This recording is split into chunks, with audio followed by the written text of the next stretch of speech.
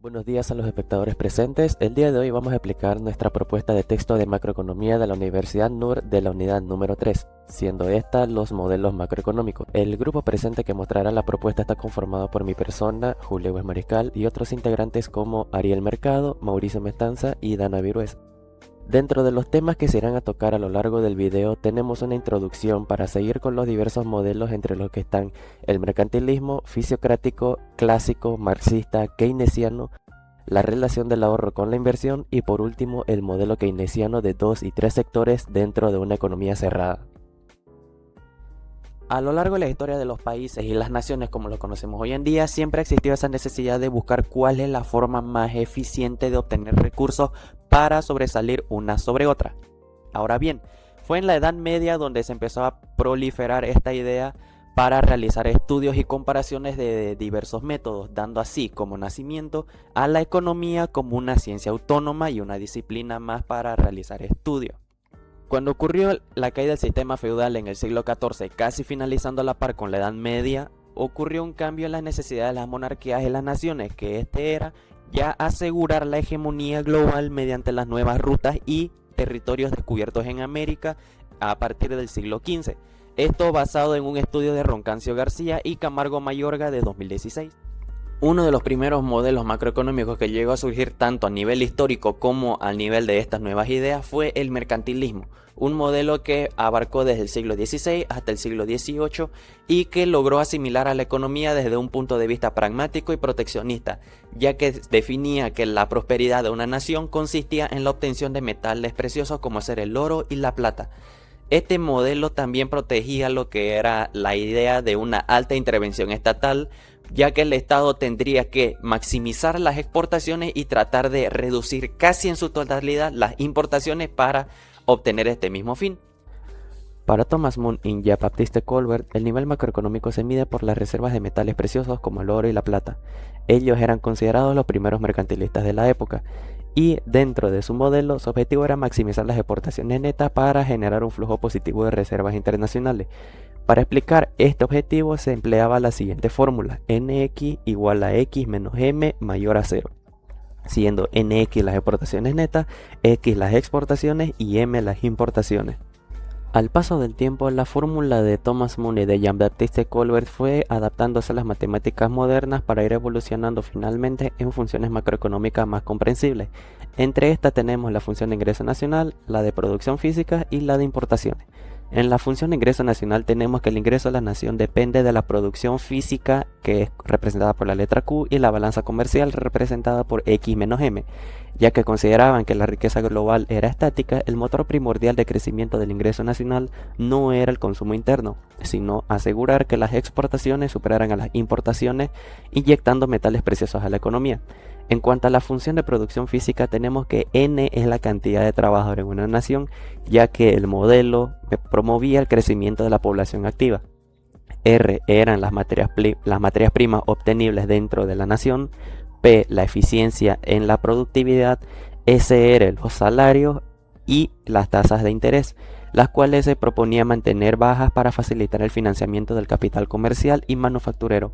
Y finalmente, la función de importaciones, tenemos que la variable M de la función de ingreso nacional eran importaciones no deseadas que se consideraban como una pérdida de recursos, ya que su volumen dependía de la necesidad interna de los precios relativos, que era PM sobre PN, pero de forma crucial las barreras aduaneras era el factor más importante, ya que el Estado intervenía directamente maximizándolas mediante aranceles prohibitivos y cuotas, alterando la función para reducir M a casi cero, definiéndose como proteccionismo estricto, que era una cualidad del modelo mercantilista.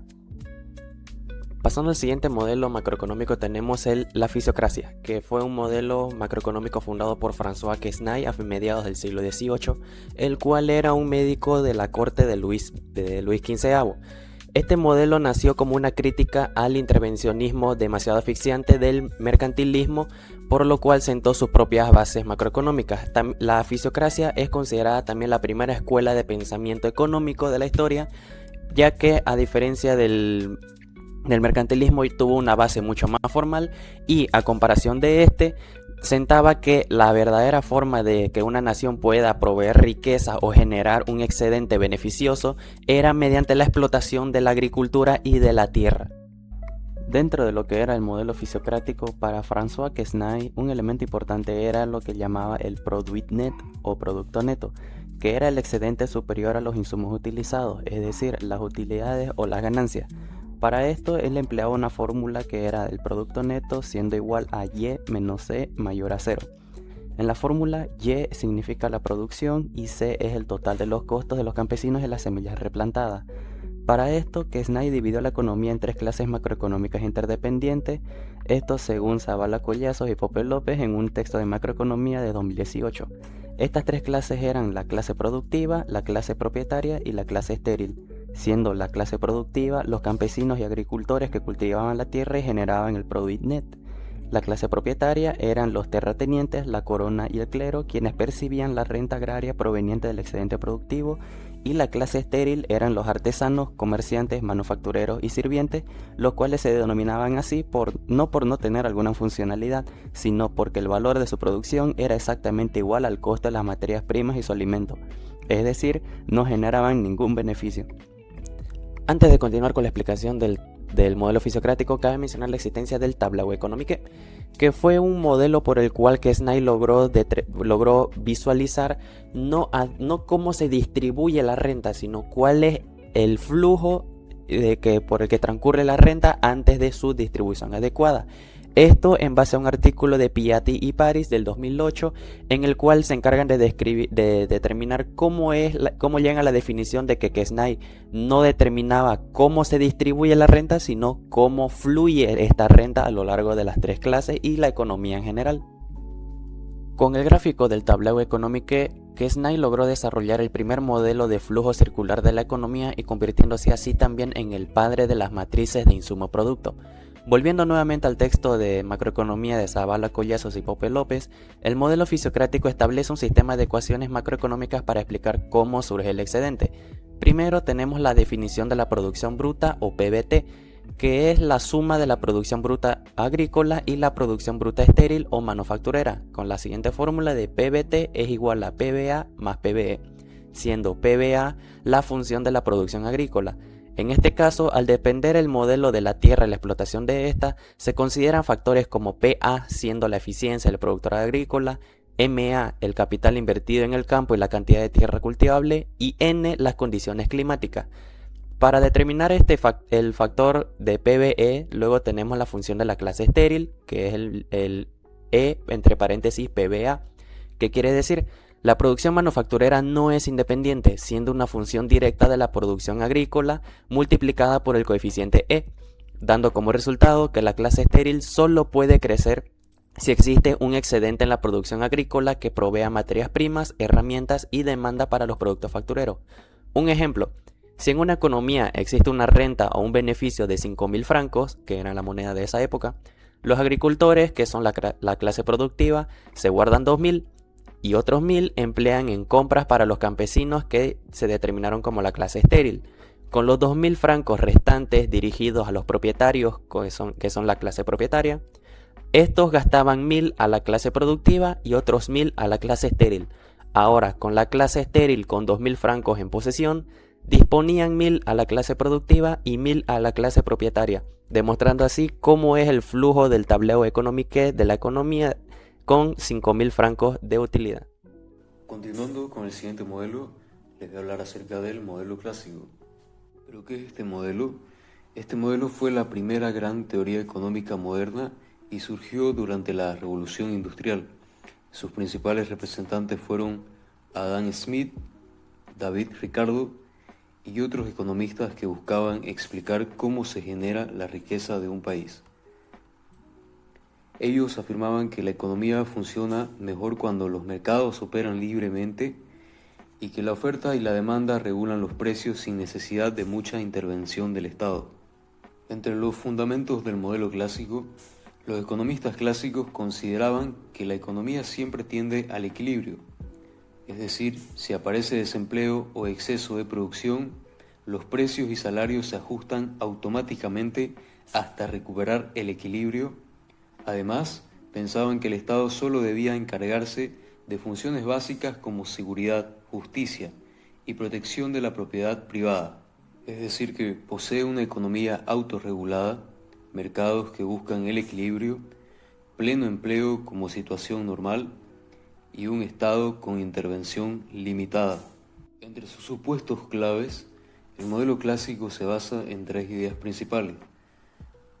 La primera, ley de Say, o también conocida como la ley de los mercados, es un principio económico propuesto por Jean-Baptiste Say, economista y empresario francés. Esta ley, creada bajo el contexto de recesión, dice que el exceso de demanda solo puede existir si hay oferta. La segunda, la flexibilidad de salarios y precios, se refiere a la idea de que los salarios, es decir, el costo de la mano de obra, y los precios, el costo de los bienes y servicios, pueden ajustarse libremente en respuesta a los cambios en la oferta y la demanda en la economía. Por último, la tercera es la neutralidad del dinero. Es una teoría económica que postula que las variaciones en la cantidad de dinero solo afectan a las variables nominales, como los precios y los salarios, sin tener un impacto permanente en las variables reales como la producción, el empleo o el consumo. El funcionamiento del mercado. Para los clásicos, el precio es la principal señal del mercado. Cuando aumenta la demanda, los precios suben y las empresas producen más. Si la demanda disminuye, los precios bajan y la producción se reduce. De esta manera, el mercado encuentra nuevamente el equilibrio sin necesidad de intervención estatal. Continuando con el siguiente modelo, el modelo marxista. ¿Pero qué es este modelo? Este modelo fue desarrollado por Karl Marx y Friedrich Engels como una crítica al capitalismo. Ellos sostenían que el sistema económico genera desigualdad porque los dueños de las empresas obtienen ganancias gracias al trabajo de los obreros. Según Marx, la historia ha estado marcada por la lucha entre clases sociales. Fundamentos del modelo marxista. Entre sus fundamentos, materialismo histórico, relaciones entre clases sociales, control de los medios de producción y crisis propias del capitalismo. Entonces, el marxismo explica que la economía depende de quien controla los medios de producción. Considera también que las relaciones entre empresarios y trabajadores determinan la distribución de la riqueza. Además, afirma que las crisis económicas son consecuencia natural del capitalismo. Teoría del valor trabajo.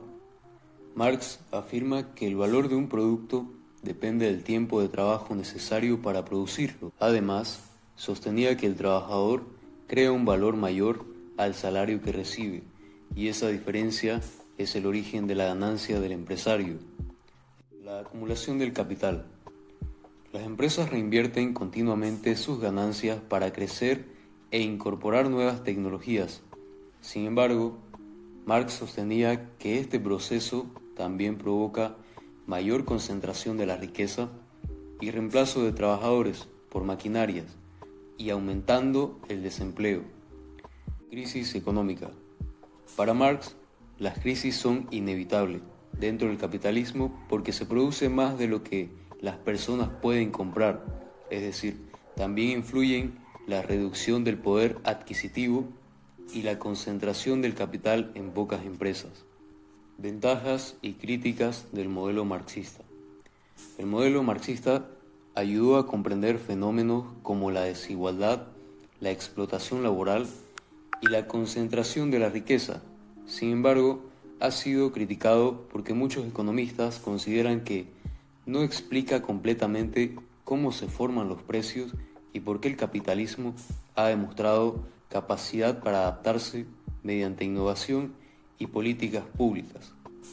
Bueno, ahora les voy a hablar acerca del modelo keynesiano y la relación entre el ahorro y la inversión. Según lo que plantea el modelo keynesiano, la demanda agregada es el motor fundamental que determina la producción y el empleo al corto plazo. Refuta así la idea clásica de que los mercados se autorregulan automáticamente para salir de las crisis. También, según la teoría keynesiana, una economía puede quedar atrapada en un desempleo prolongado.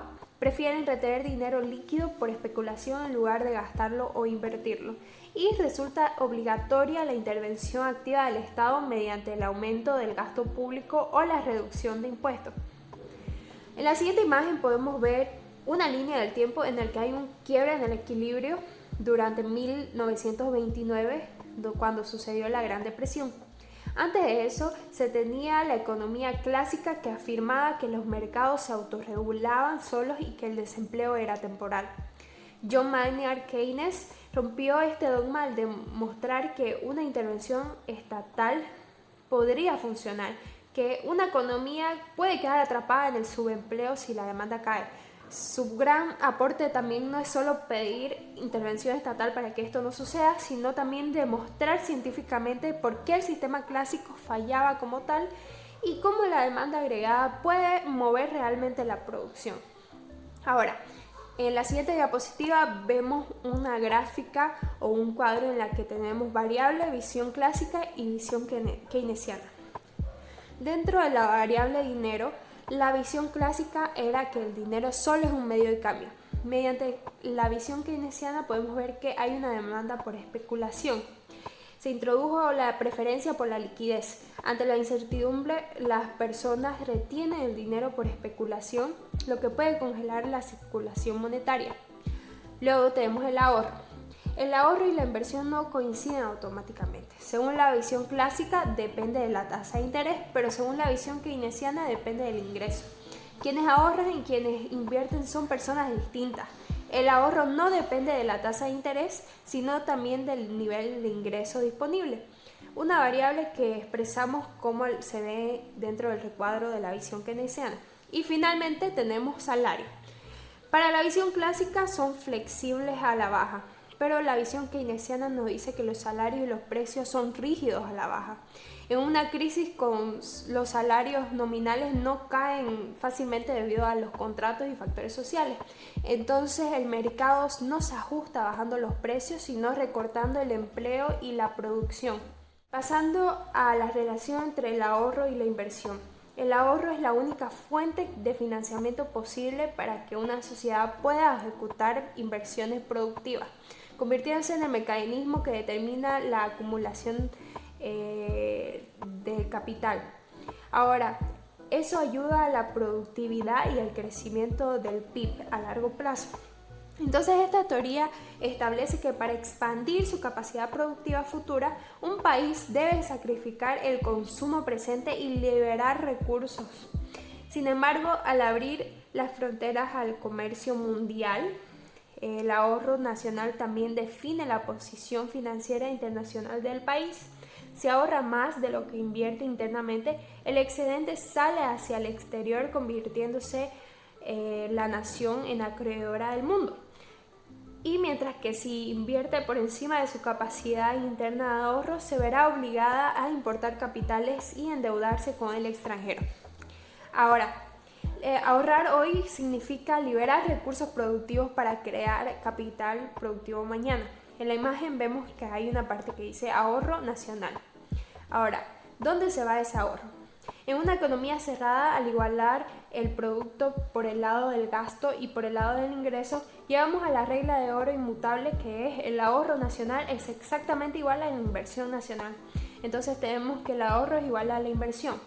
Ningún país aislado puede invertir más de lo que es capaz de ahorrar. Sin embargo, en el mundo real de una economía abierta sumamos el comercio internacional. El ahorro nacional ahora tiene dos destinos posibles, la inversión interna y la inversión externa neta. Ahora, si un país ahorra más de lo que invierte dentro de sus fronteras, ese excedente sale al exterior comprando activos financieros extranjeros y un superávit comercial, como cuando un país exporta más de lo que importa, es la prueba matemática de que esa economía está actuando como acreedora del resto del mundo. Bueno, siguiendo con la exposición, hoy le vamos a hablar sobre el modelo keynesiano de 2 y 3 sectores en economía cerrada. Mi nombre es José Ariel Mercado, de la materia de macroeconomía.